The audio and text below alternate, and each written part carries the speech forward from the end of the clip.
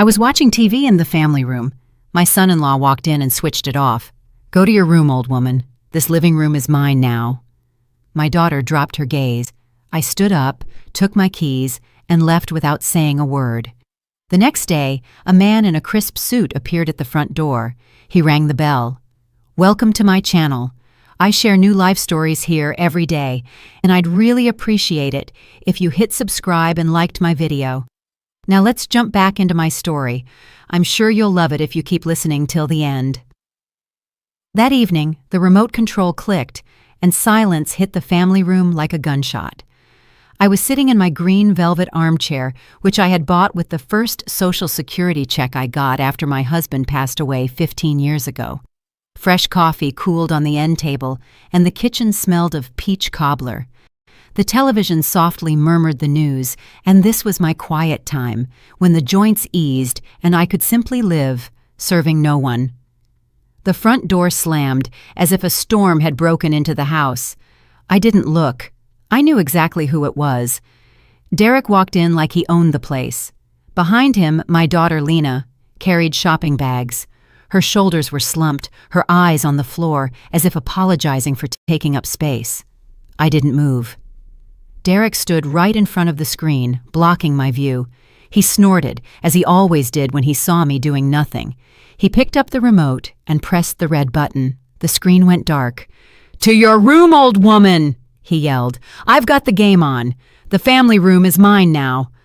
The silence became thick. I could hear his short, arrogant breathing, as if his shouting had purchased him a right.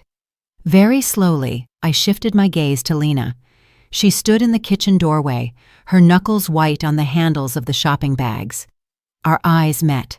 I waited for one thing, the simplest thing, for her to say, "Don't you dare talk to my mother like that. This is her house." Lena lowered her head and started adjusting a bag, as if something had shifted inside. That gesture struck harder than any scream. Derek's shout, noise, my daughter's silence, betrayal. A cold clarity washed over me. Not anger, not shame, just a clear, icy sobriety. 35 years at the county recorder's office teaches you one thing. Words don't matter. Documents always do. I rose. My knees clicked dryly. In that silence, the sound was like a formal seal. Derek was already sprawling on my couch, unbuttoning the top of his shirt and grabbing a can of soda without even looking at me. In his world, I had long been just part of the furniture.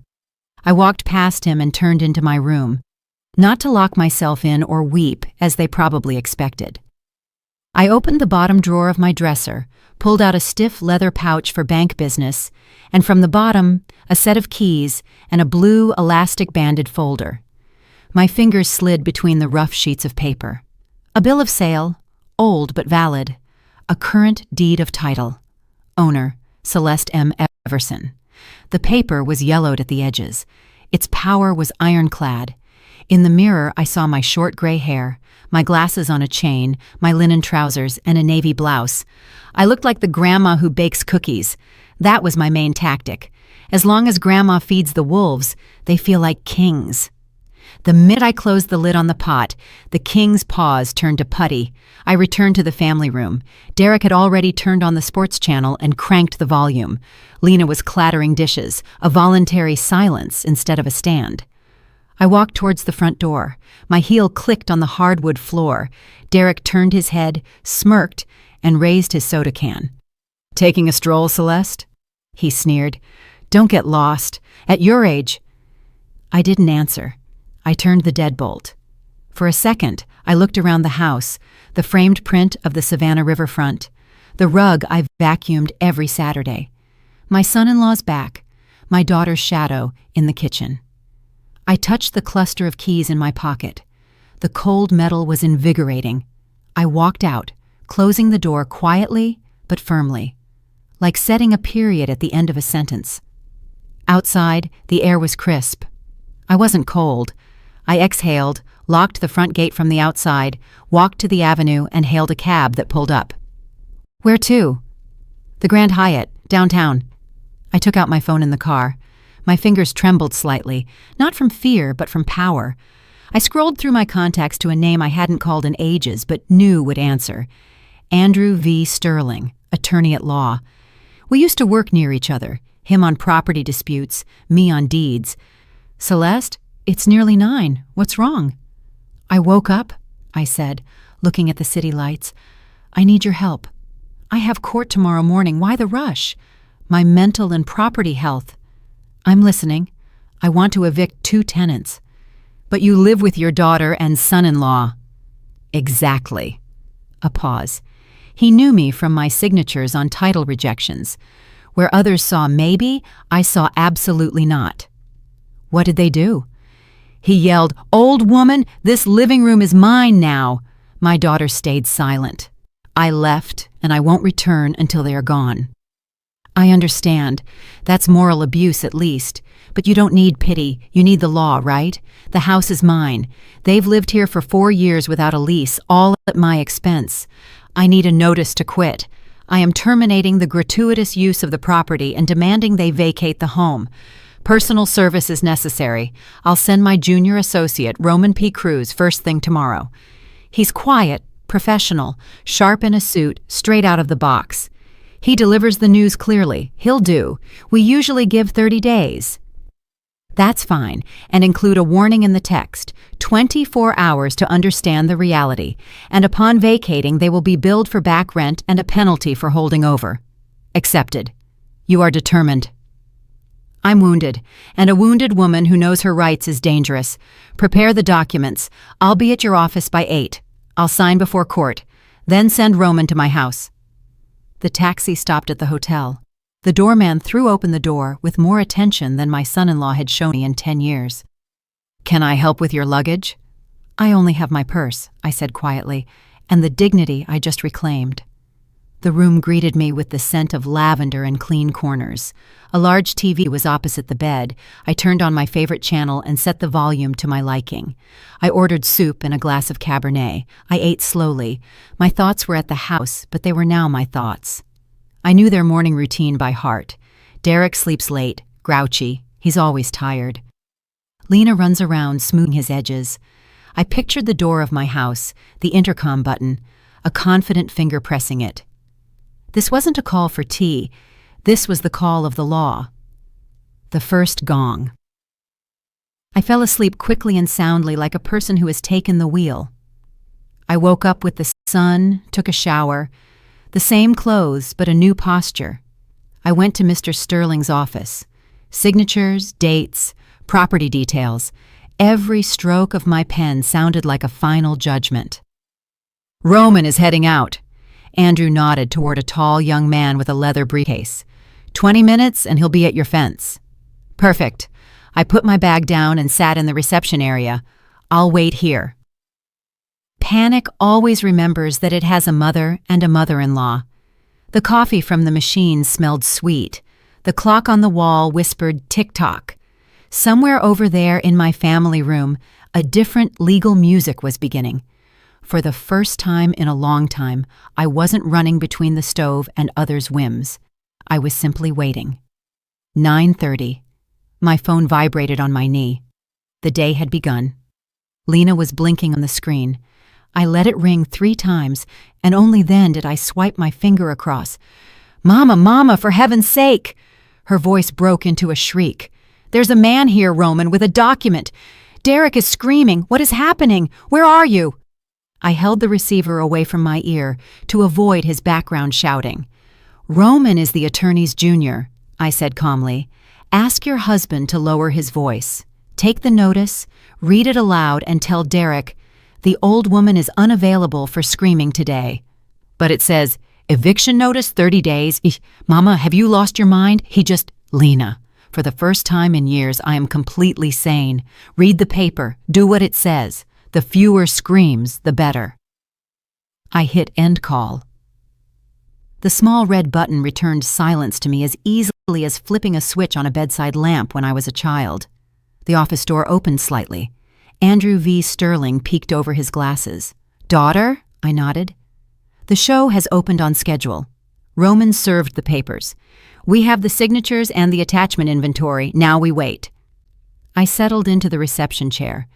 The vending machine coffee smelled like caramel. The clock on the wall whispered tick-tock. I looked at the hands, but wasn't thinking of time. I was thinking of how for 4 years I had shrunk myself in my own house to the size of a footstool so as not to disturb their moods, how I ate the burned edges of pie, leaving the center for the king of the living room, how I watched TV shows with headphones so as not to interfere with their conference calls, how I paid triple the utility bill and stayed silent. I opened my purse and pulled out a sheet folded into quarters, a pension statement, the lifetime payout from my banker husband, a couple of stable investment accounts. The figures stood neatly, like soldiers. These figures meant I could live. These figures meant I didn't have to grovel. Next, a printout of transfers, the down payment for their black crossover, a gift for the young couple, temporary top-ups when their car payment almost bounced, the purpose of the payment, family support. My hand sometimes shook, but the signature was straight as a ruler. The habit of paperwork. The phone shuddered again. Lena. I flipped it face down. Then a text message from Derek arrived. Come home. Let's talk. No, Mom, please, no. I flicked the notifications away like crumbs from a table. Andrew V. Sterling walked into the hall. Tea? He offered. I want something else, I replied. I need to turn off the utilities. Which ones? Everything in my name. The fiber optic internet, the cable with the sports package, the landline, and the supplementary card Lena uses for groceries. Not to cancel, but to suspend. I can reactivate them when the house is mine alone again. He smirked. That will be felt. Yesterday was painful, I said. Today is merely felt. They are different things.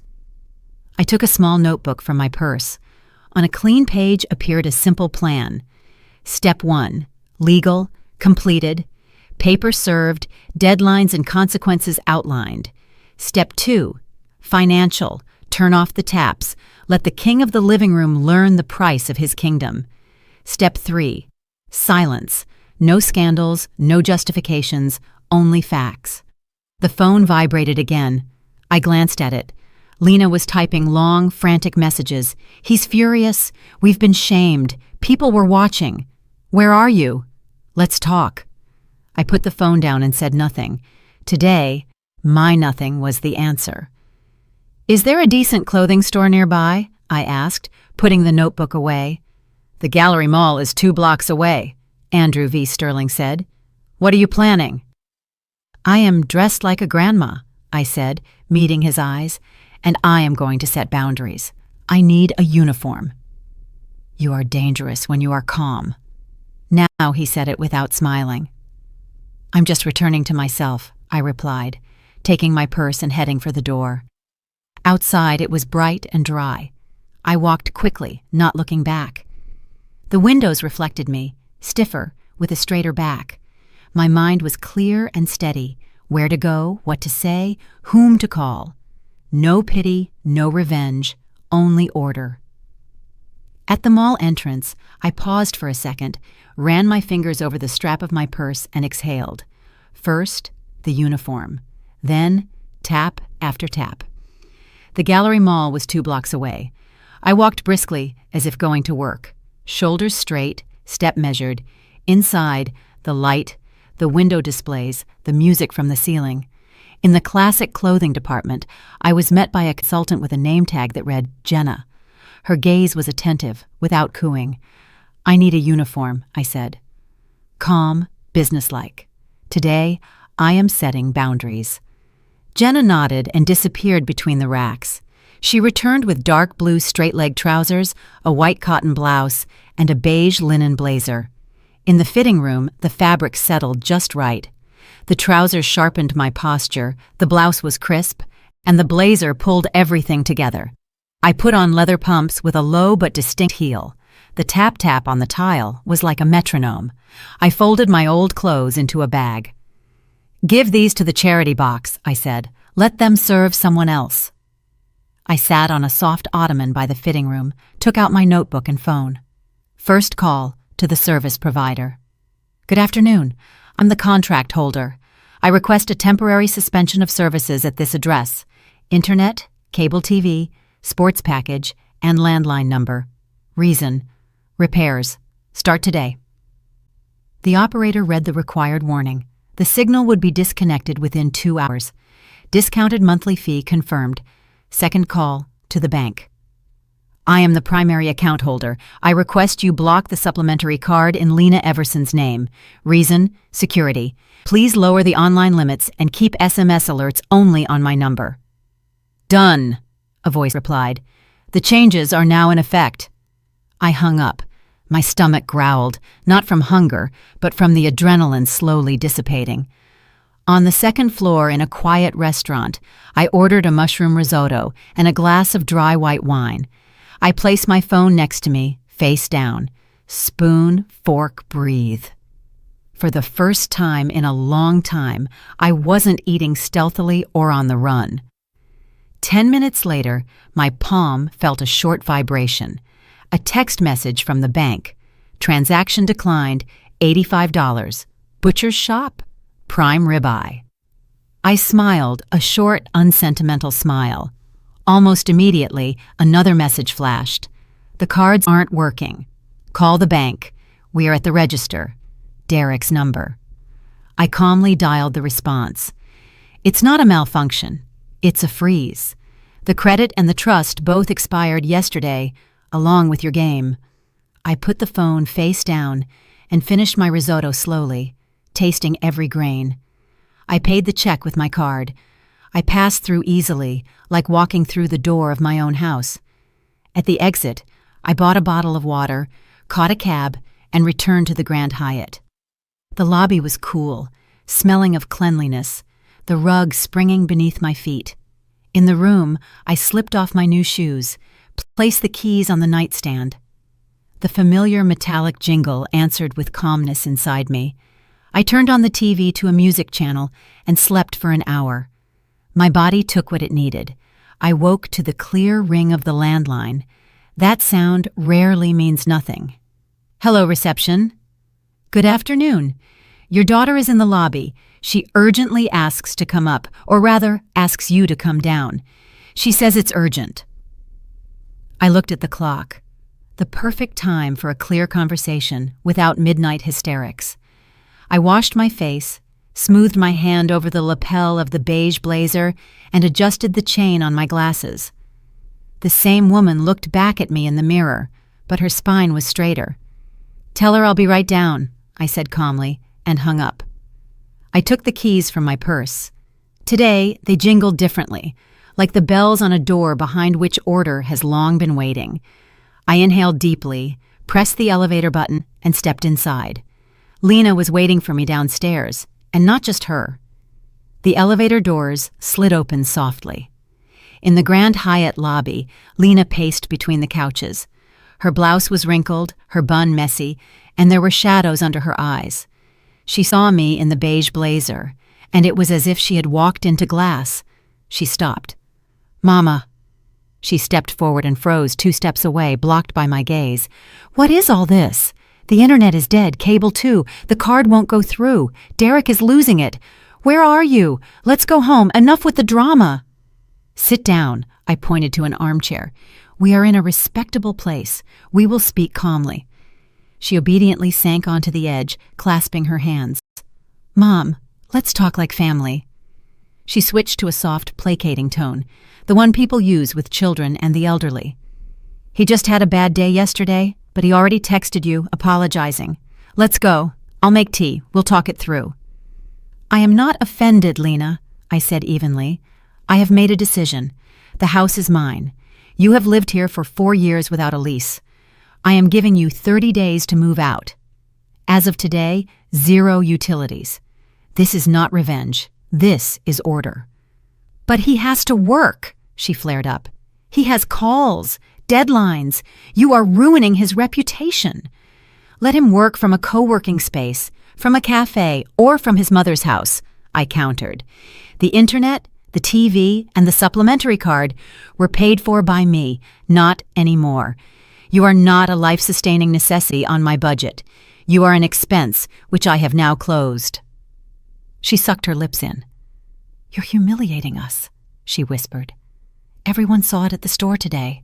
The card failed." "Humiliation is being thrown out of my own family room," I said quietly. "It is eating the burned edges of pie while leaving the center for the king. Today, no one is humiliating anyone. Today, everyone pays their own bill." She tried to mount a defense. "But we were saving. We had money." Derek said, "Where is the money, Lena?" I asked. "Over 4 years, the savings should be nearly $100,000 just on living expenses and bills. Where is it?" Her gaze drifted sideways. Her shoulders fell. "He said it was tied up in business, investing. He would show me later." "He will show you," I nodded. "Tomorrow at 10 o'clock sharp at Mr. Sterling's office. You are both invited. We will see what your business is." "You called a lawyer against your own family?" She was testing me. "I called the rules," I replied. "Family is respect, not, 'Go to your room, old woman, and the living room is mine.' Tomorrow is about the rules." She sighed, and her voice broke. "If we leave, he's going to file for divorce. He says if he doesn't have your house, he doesn't want to be with me." His words stung, not with pity, but with crystal clarity.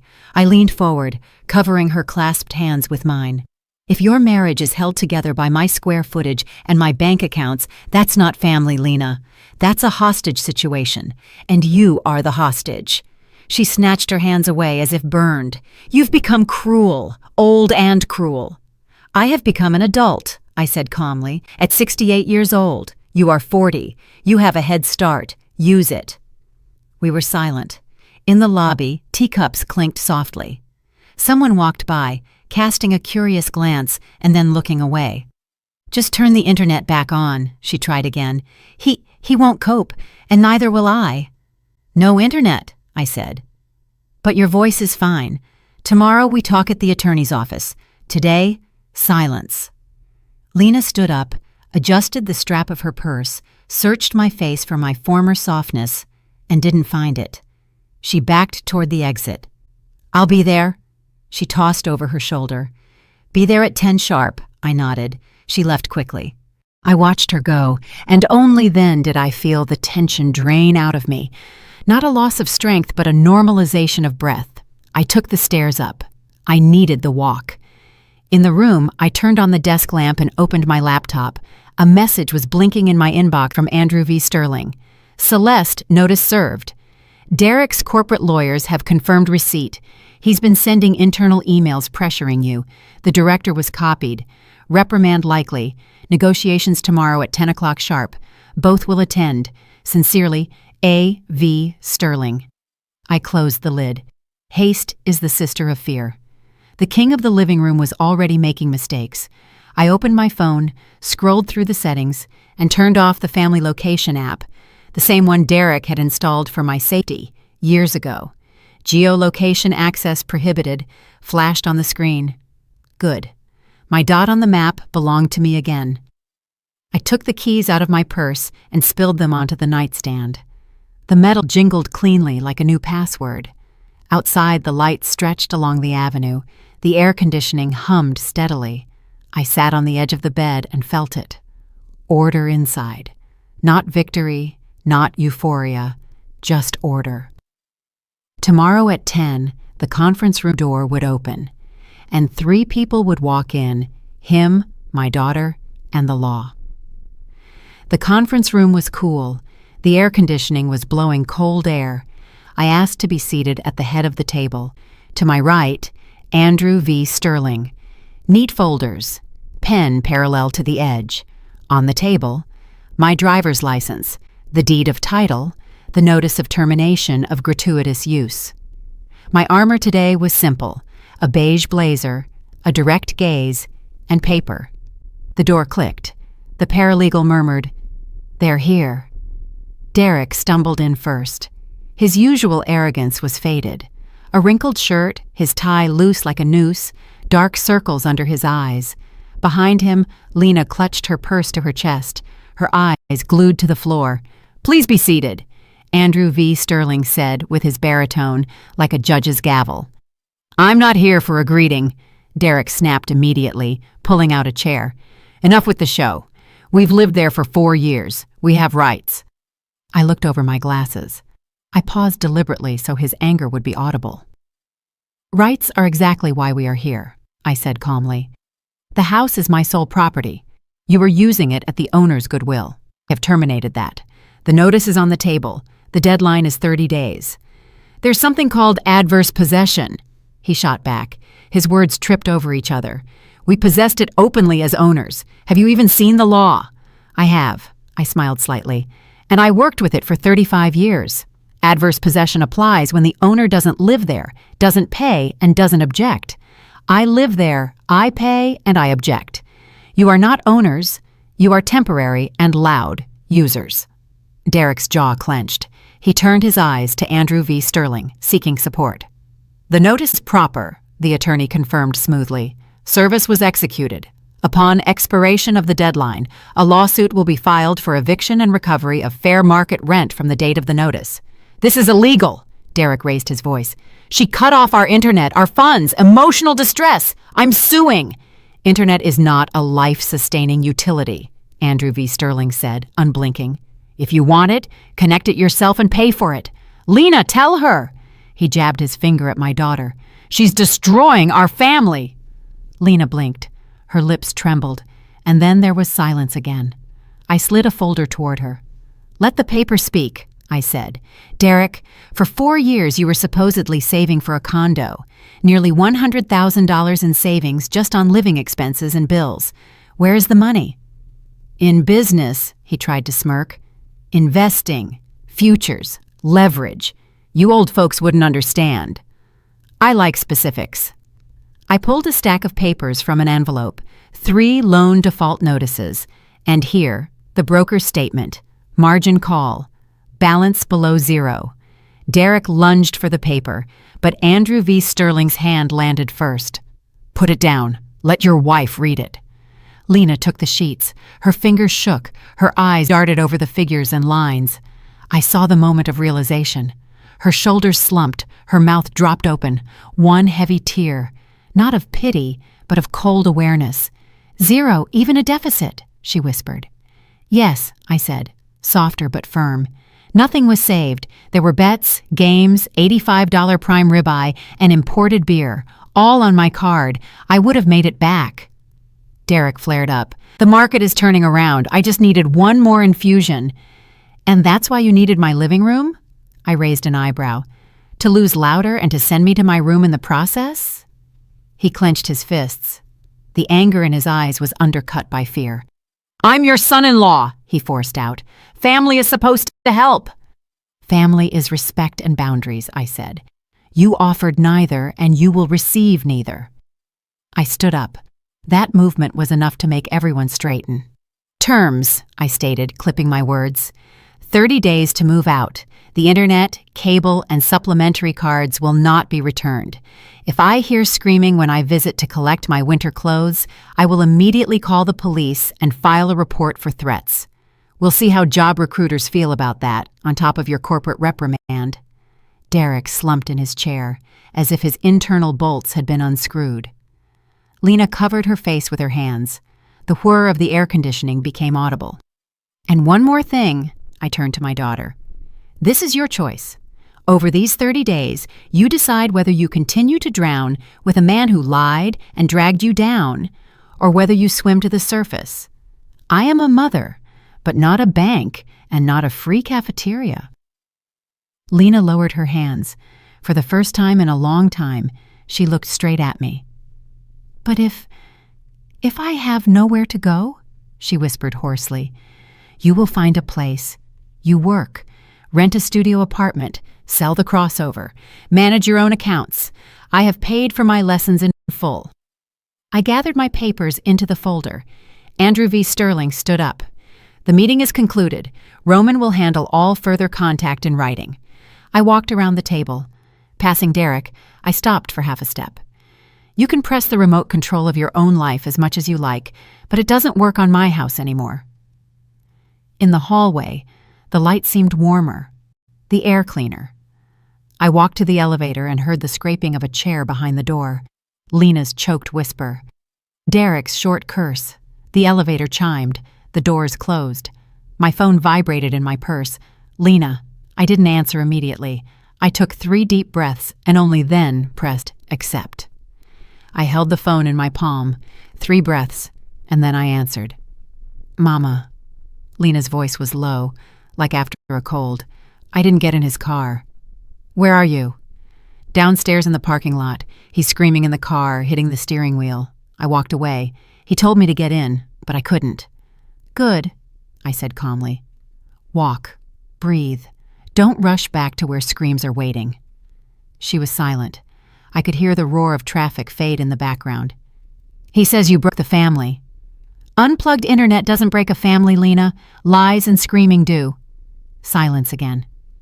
Thank you, Mama. Barely audible. It hurts, but I can see. Seeing is the first step, I said. Tomorrow at 10 at Sterling's office. Can you make it? I can. We breathed into the phone for another second, and I hung up. The street smelled of hot asphalt. I left the office, raised my face to the sun, and hailed a cab. Where are we going? To a nice restaurant, I replied. I'm having a celebration today, without toasts. By the window with a view of the riverfront, I ordered clam chowder, a salad, and a glass of dry white wine. I placed my phone face down. My teaspoon clinked lightly against the glass. Sunbeams danced on the tablecloth. I ate slowly, like a person who is her own mistress again. My phone briefly vibrated. Messages from the bank. Transfers to protected account complete. Supplementary cards closed. Change of beneficiary on life insurance processed. Confirmation in your online account. I smiled without witnesses. All loose ends tied up. No one else would run into my signature. Almost immediately, an email from Andrew V. Sterling. For your control, upon expiration of the 30 days, Roman will be at the gates at 8 o'clock sharp with the handover document and inventory. If there are threats, call. Regarding Derek's employment, the reprimand has been confirmed. I drank the wine to the bottom, like closing a case file. A switch flipped in my head. The final act was scheduled. I paid with my card. I walked along the water. People argued over trivial things. Kids zipped by on scooters. The wind smelled of river air and heated metal. In a store window, I saw myself. The same woman, but brighter inside. Not a victim, not a hero, just an adult. I returned to the Grand Hyatt in the evening, took off my blazer. The armor could hang on the hanger. I spread the keys, documents, and a small notebook on the nightstand. I opened a clean page and wrote, Day 30. Plan. Morning Roman. Deed and keys. I'm not home. No scenes. Evening. Open windows. Mop the floor with warm water and disinfectant. Scrub the rug with a stiff brush. Tomorrow, painter. Color. Peach. The phone rang. Lena. I'm at Zoe's on a folding cot. It's fine. He called dozens of times. I blocked him. Good girl, I said. Get some sleep. Tomorrow at 10. Mom, were you ever afraid of being alone? I was, I answered honestly. Until I realized it's worse to be in a place where you don't exist. She sighed and said goodbye. In the shower, the water washed away the stickiness, the layer that had clung to me for years in my own family room. I put on a simple nightgown, lay down on top of the comforter, and left the music softly playing in the background. The room was filled with an honest silence, the kind where you can hear your own breathing. In the morning, I went down to the cafe for oatmeal, coffee, and water. A man at the next table frowned at the news. In my life, the main headlines had already been released. Before leaving, I stopped by Andrew V. Sterling's office to sign final paperwork, cover letters, and Roman's power of attorney. We spoke briefly, professionally. Keep going, Celeste. This is the right move, he said. I'm just doing what's mine, I replied. Outside, the sun was warm. I went to the salon. I wanted my hair to match my spine. The stylist quickly trimmed the tired ends. The gray gleamed like pure silver. In the mirror, the same face, but the gaze was no longer waiting for someone else's decision. It was the gaze of a person with the keys in her own pocket. At an intersection, I stood at a red light and smiled. It was so simple when the rules were followed, on the road and at home. My phone beeped briefly. Roman, confirmed. Day 30, 8 o'clock sharp. We'll be at the gates. We will verify the locks and complete the inventory. I put the phone in my purse. The clasp clicked dryly, like a seal. In the evening, I returned to the Grand Hyatt, turned off the light, and slightly opened the window, to let in the city noise exactly as much as I wanted. The keys lay on the nightstand. I picked them up. The metal was warm. The next day, day 0. He would enter my house, not with a shout, but with the screech of a moving truck's tires. On the 30th day, I woke without an alarm.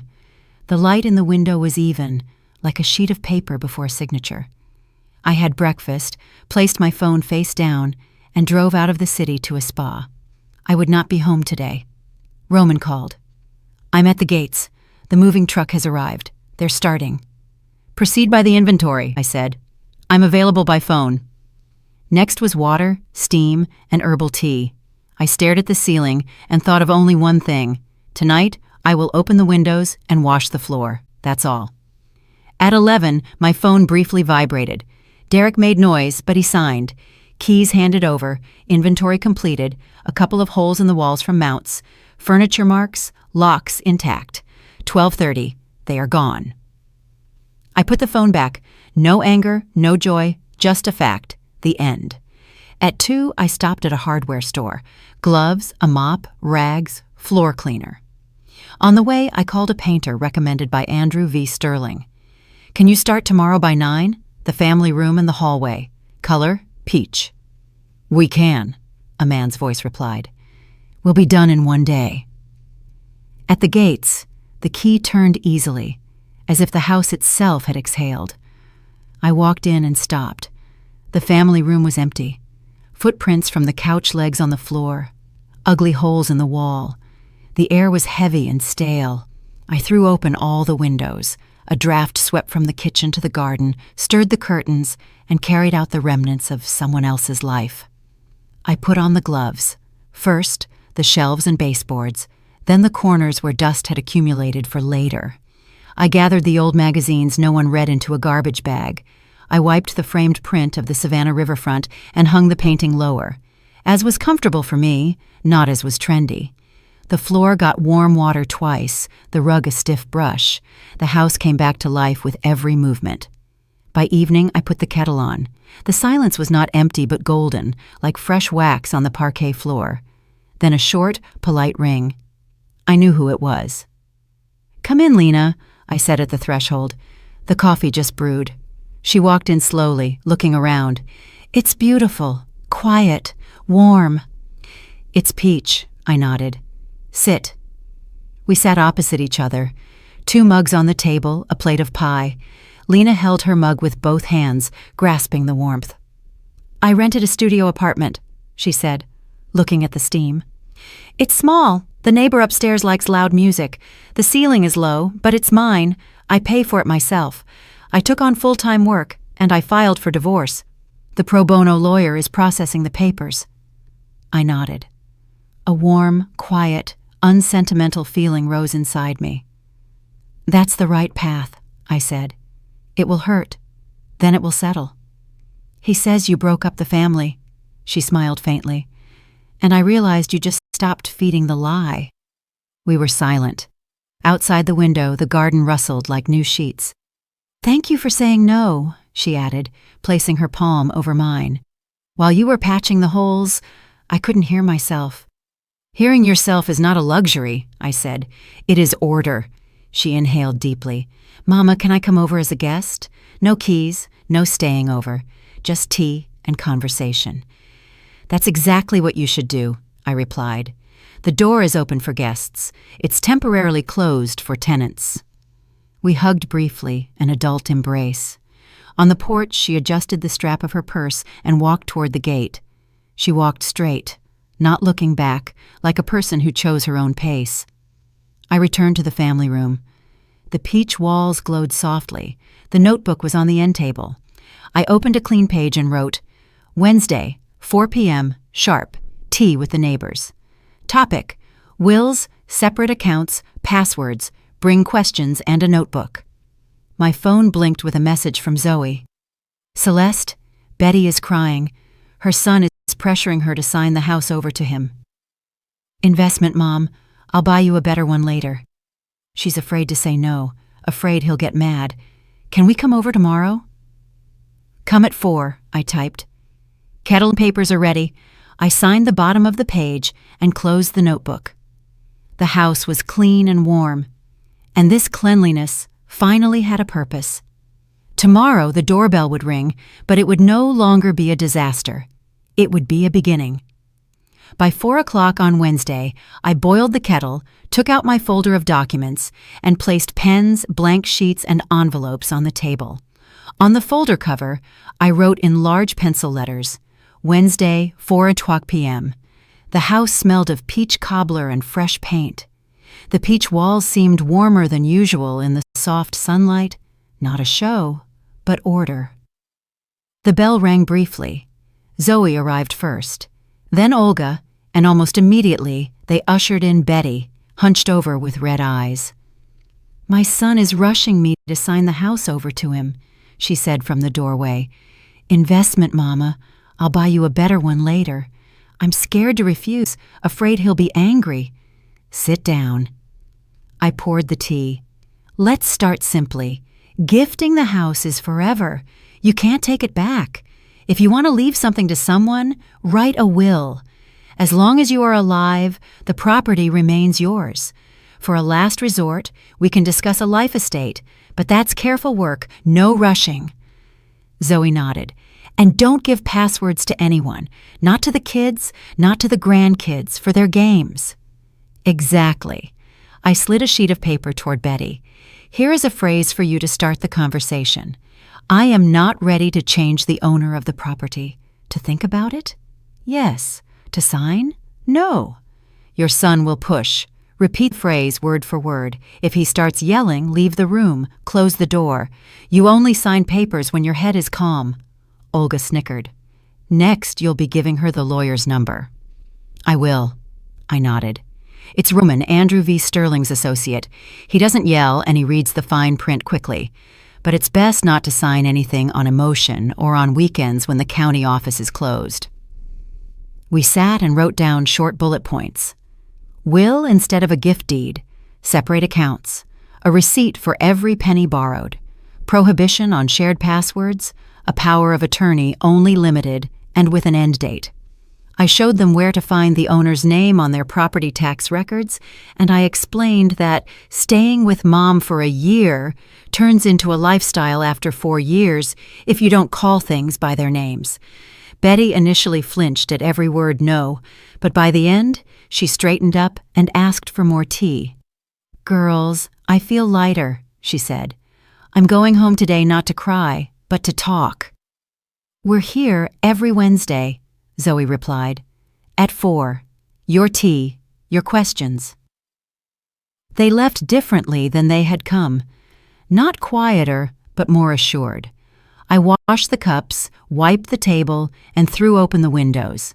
The garden smelled of wet grass. The house felt light. Lena stopped by at 8. She knocked like a guest. Can I? Come in. Tea's still warm. She took off her jacket, walked over to the peach wall, and ran her hand over the paint. It's beautiful, she said quietly. Warm. A house should be warm. Everything else is extra. We sat down. She held the mug with both hands, taking the warmth.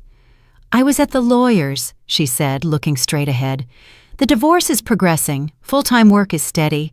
I don't want supplementary cards for milk anymore. I pay myself. But sometimes, can I come over as a guest? No keys, no staying over, just tea and conversation?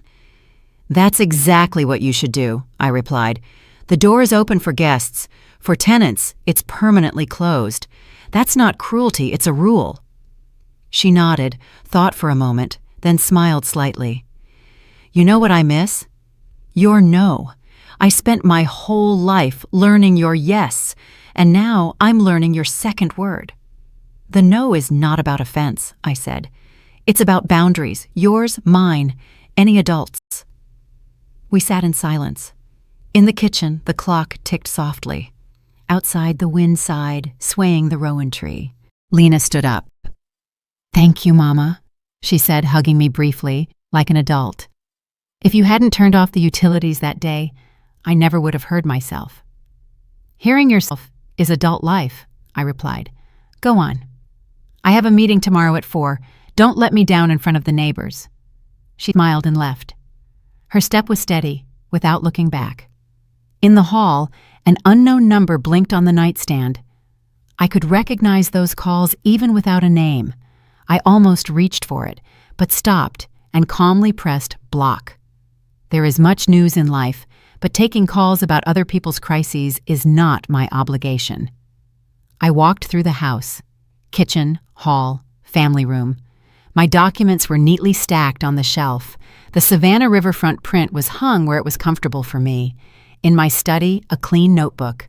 I sat down and opened it. On the first line, I wrote, "The house, the owner's story." Not for Lena, but for myself, and for those who are still sitting in their green armchairs, afraid to pick up the remote.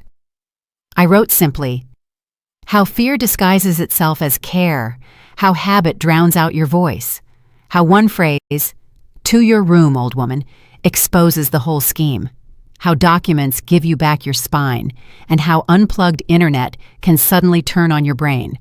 I wrote that you cannot give away yourself or your house, not out of love, nor out of pity, that living together without respect is not family, but a hostage situation, and that a timely no saves better than 1,000 yeses.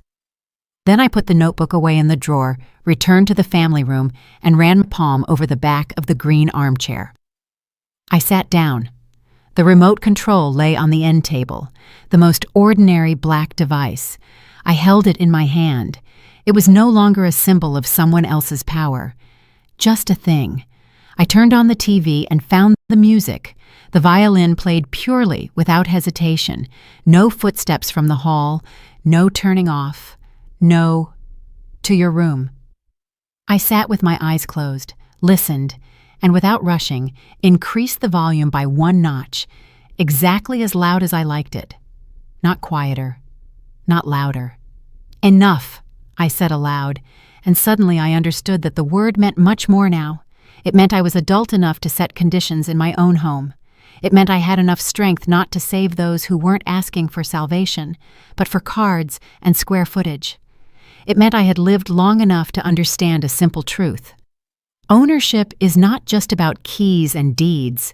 It's about the right to choose the silence, the people at your table, and the volume of the music. I turned off the TV and listened to the house. It was breathing steadily. The garden darkened outside the window. A branch twitched somewhere, water clinked in a pipe. Nothing dramatic, just a simple life that I was finally not renting out. In the hall, my beige blazer hung on the hook. I adjusted the lapel, fixing a small detail so it wouldn't build up into a bigger problem. The keys jingled on the nightstand. The metal was warm. There were no other bundles of keys next to mine. In the notebook for tomorrow, it was written, Wednesday, 4 p.m. sharp. Wills and passwords.